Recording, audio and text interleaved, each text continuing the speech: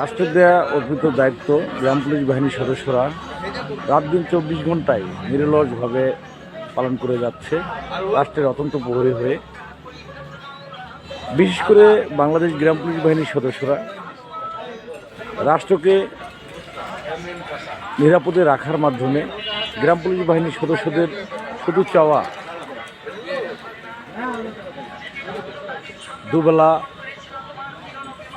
দুমুঠো ডাল ভাত খেয়ে যেন বাঁচতে পারি।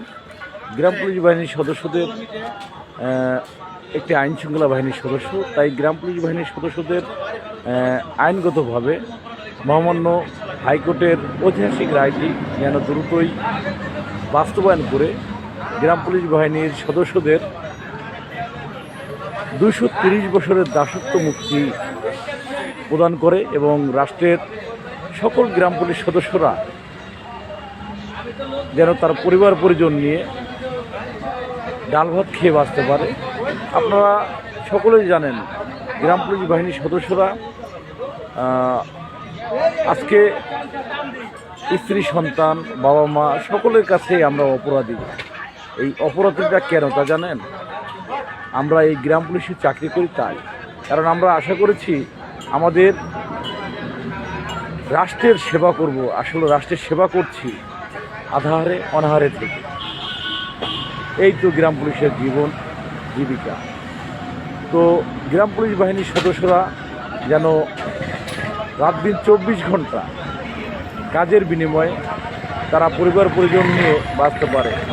আমরা গ্রাম পুলিশ বাহিনীর সদস্যরা স্ত্রী সন্তান পরিবার পরিজন সকলের কাছেই আজকে আমরা অপরাধী, কারণ আমরা তাদের কোনো চাওয়া পাওয়া পূরণ করতে পারি না। গ্রাম পুলিশ বাহিনীর সদস্যরা সর্বোচ্চ কষ্টের মাঝে আছি একটাই কারণ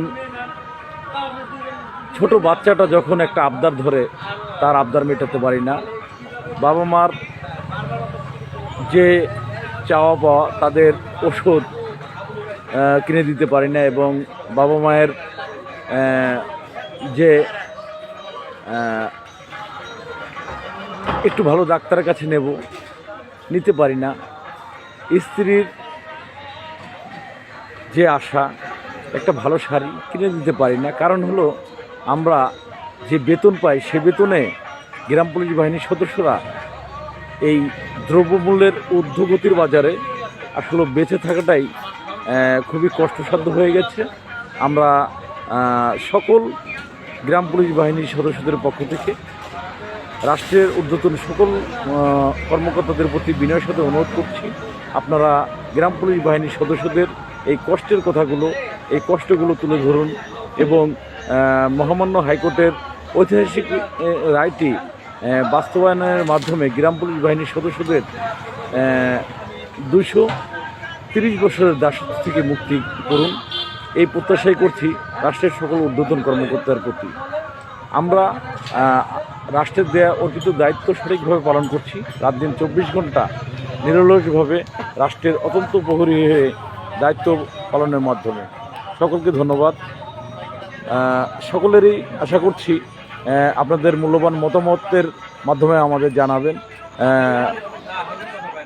গ্রাম পুলিশ বাহিনীর সদস্যরা অবশ্যই রাষ্ট্রের দেয়া অর্পিত দায়িত্ব পালনের সাথে অবশ্যই মহামান্য হাইকোর্টের রায়টি বাস্তবায়নের যোগ্য কিনা আপনারা অবশ্যই আপনাদের মতামতের মাধ্যমে জানাবেন, বিশেষভাবে অনুরোধ করছি।